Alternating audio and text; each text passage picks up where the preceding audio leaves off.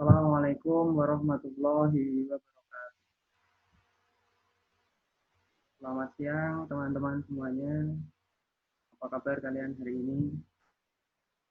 Alhamdulillah kita masih diberikan kesempatan untuk bertemu, belajar bareng.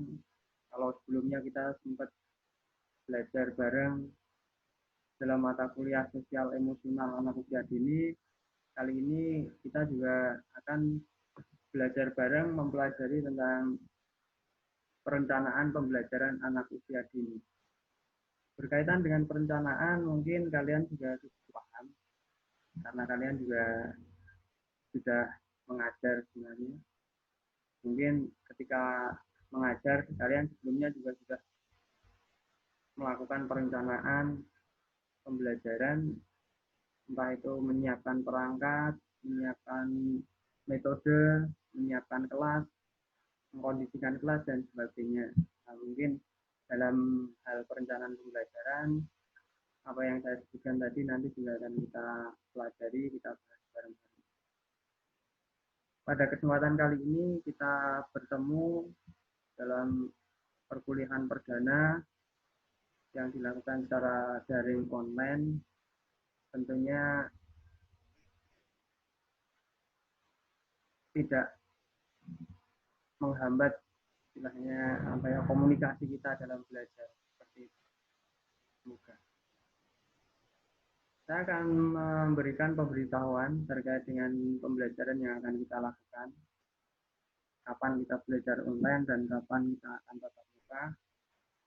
Pada semester ini ternyata kita akan lebih banyak pembelajaran daringnya daripada tatap mukanya. Jadi tidak apa-apa. Paling tidak kita nanti masih akan diberikan kesempatan untuk tatap muka. Yang pertama, pembelajaran daring itu akan dilaksanakan pada tanggal 20 dan juga 6 Agustus, mohon maaf, 6 dan juga 20 Agustus. Terus kemudian tanggal 3 dan juga 17 September dan daring yang terakhir itu adalah tanggal 1 Oktober.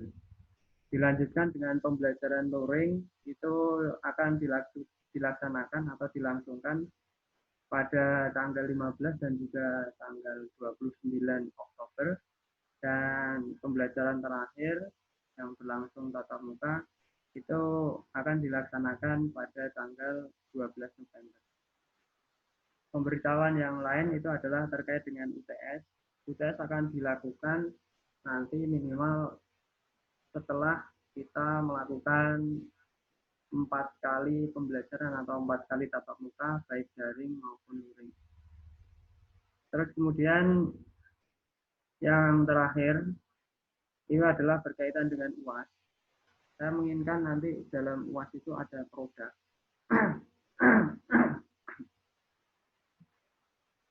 Yaitu produk pembelajaran yang bisa kalian gunakan ketika kalian ngajar atau biasa kalian gunakan ketika kalian ngajar. Itu adalah produk, entah nanti itu berupa produk pembelajaran kayak persiapan media pembelajaran kayak APE dan sebagainya, ataupun nanti perangkat pembelajaran kayak silabus, RKH, dan RKM. Mungkin itu yang akan kalian buat atau kalian kumpulkan ketika nanti UAS sudah diumumkan seperti itu. Selanjutnya di sini adalah berkaitan dengan evaluasi hasil belajar. Evaluasi hasil belajar itu berkaitan dengan pengumpulan nilai selama 1 semester. Kalian bisa mengumpulkan nilai selama 1 semester itu pertama dari persensi kehadiran. Dari persensi kehadiran akan menyumbang 10% nilai kalian. Terus kemudian keaktifan pada proses perkuliahan, baik itu daring maupun luring, itu akan menyumbang 15% nilai kalian. Terus kemudian tugas mandiri maupun tugas terstruktur berkelompok ataupun mandiri, itu akan menyumbang sebanyak 25% dari nilai kalian. Terus kemudian ujian tengah semester itu menyumbang 20%, dan juga yang terakhir ujian akhir semester itu menyumbang 30% dari nilai total yang kalian peroleh nanti di akhir perkuliahan. Nah,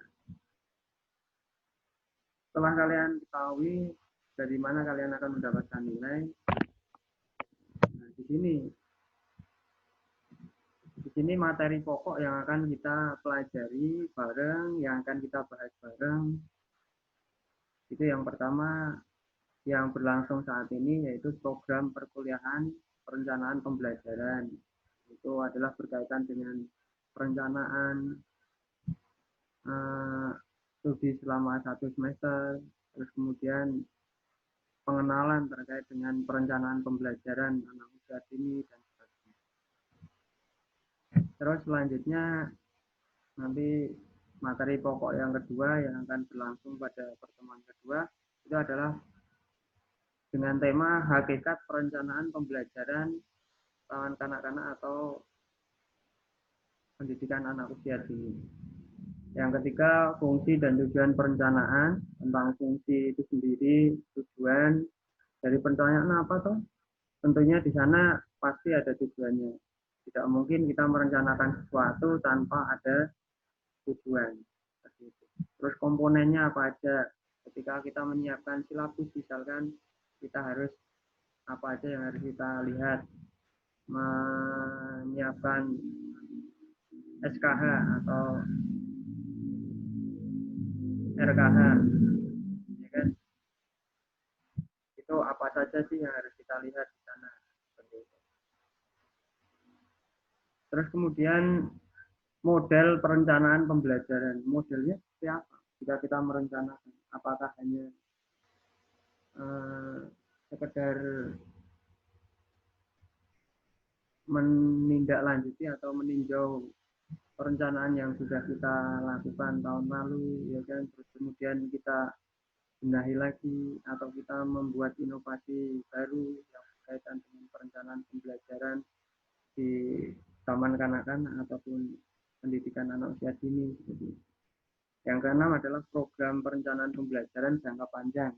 Di sini adalah tentang praktek perencanaan, terutama dalam pembuatan silabus dan juga program semester. Terus kemudian tema yang ketujuh itu adalah satuan kegiatan harian atau rencana kegiatan harian.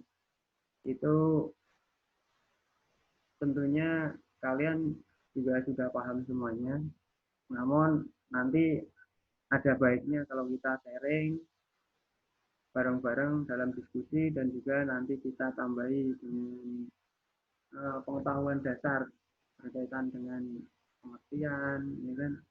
Ataupun arahan-arahan yang berkaitan dengan sumber-sumber valid yang menerangkan tentang satuan kegiatan harian, satuan kegiatan mingguan seperti itu. Dan tidak lupa tetap kalian nanti juga akan praktek untuk membuat SKH dan juga SKN.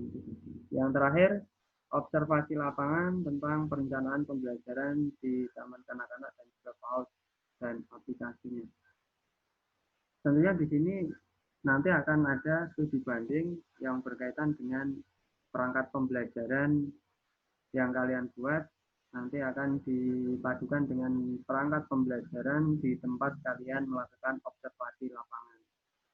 Terus kemudian nanti kiranya respon dari anak-anak audien di lapangan kira-kira bagaimana, apakah tertarik dengan perencanaan pembelajaran yang kalian bikin atau masih ada yang kurang. Nanti kalian juga bisa sharing dengan orang-orang lapangan yang kalian temui. Selanjutnya tentang referensi, saya tidak mematok referensi di sini. Semua referensi atau sumber pembelajaran, sumber belajar kalian bisa kalian dapatkan dari manapun, ya kan, entah dari buku ataupun dari internet. Kalau dari buku itu tentunya di sana juga sangat diutamakan karena sumber yang paling valid itu adalah dari buku cetak yang jelas penulis dan juga penerbitnya. Namun tidak menutup kemungkinan kalau dari internet sendiri itu juga bisa menyumbang informasi, memenuhi atau melengkapi daripada pembahasan yang akan kita lakukan dalam diskusi-diskusi kita di pertemuan yang akan datang. Terus media pembelajaran yang akan saya gunakan di sini berkaitan dengan perangkat lunak atau e-learning, internet pembelajaran. Di sini saya akan menggunakan sosial media group, terutama itu adalah Classroom. Seperti semester lalu, Classroom di sini untuk semester ini saya fokuskan untuk menampung daripada tugas-tugas yang kalian kumpulkan ataupun diskusi-diskusi resmi yang berkaitan dengan pembahasan tema. Terus kemudian media Zoom itu nanti akan saya gunakan kalau memungkinkan, karena biasanya dari Zoom itu sendiri itu harus memerlukan sinyal yang kuat. Jadi kita akan mempertimbangkannya lagi nanti ketika kalian siap, sinyal kalian memenuhi, ya nanti kita akan menggunakan Zoom. Terus kemudian kita juga menggunakan WhatsApp sebagai sarana komunikasi tambahan selain Classroom. Misalkan di sini tanya terkait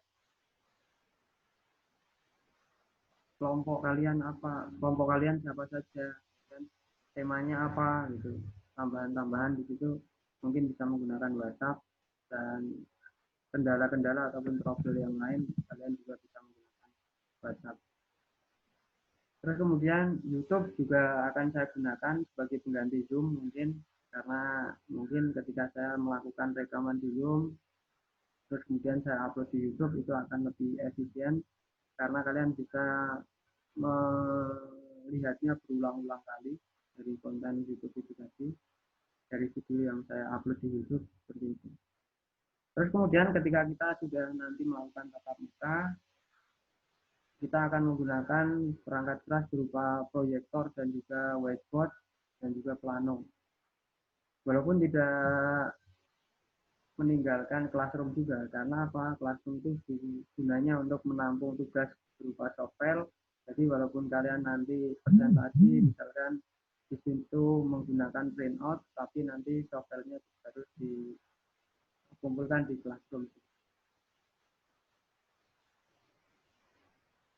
Selanjutnya di sini yang terakhir kontak sosial media saya. Mungkin kalian semua juga sudah pada tahu. Yang pertama email itu adalah sayatbraidi21@gmail.com. WhatsApp saya atau nomor WhatsApp saya itu adalah 0822 3252 9705. Kalian juga sudah tahu semuanya karena sebelumnya sudah sering komunikasi dan juga mengumpulkan tugas melalui WhatsApp. Terus kemudian di sini yang ketiga itu adalah Classroom. Classroom kita mungkin kelas kita akan ganti, tidak sama seperti yang semester lalu, karena di sini juga beda mata kuliah. Jadi saya membuat kelas baru di sini dengan kode kelas DGAWL 5B. Tentunya kalian nanti silakan segera untuk bergabung join kelas dengan menggunakan kode tersebut. Dan untuk YouTube dan juga Zoom itu tidak saya share sekarang alamatnya ataupun linknya, karena nanti mungkin berubah-ubah. Jadi nanti akan saya sampaikan linknya ataupun kontaknya menyusul ketika nanti pembelajaran Jepang. Mungkin kiranya cukup sekian, bisa kita sambung komunikasi kita melalui WhatsApp ataupun nanti diskusi dalam Classroom. Bila ada kurang lebihnya saya mohon maaf. Saya akhiri, wassalamualaikum warahmatullahi wabarakatuh. Terima kasih.